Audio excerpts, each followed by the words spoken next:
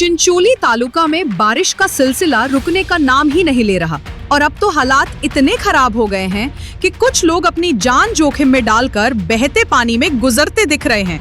मुल्लामारी reservoir पूरी तरह से भर गया है, जिसकी वजह से यहाँ से ज्यादा पानी छोड़ा जा रहा है। इसकी वजह से गर्दापल्ली गांव के पास की पुल पर तेज रफ्तार से पानी बह रहा है।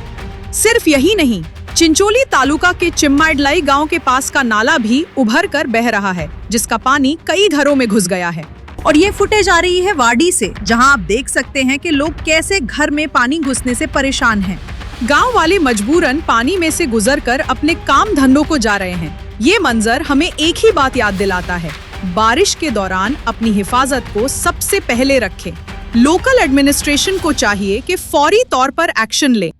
This video is presented by OSM group. आपके घर की क्वालिटी कंस्ट्रक्शन, प्रीमियम इंटीरियर्स और बेस्ट बिल्डिंग मटेरियल्स के लिए OSM रहेगा आपकी बेस्ट चॉइस। फ्री कंसल्टेशन के लिए जरूर विजिट करें OSM ऑफिस।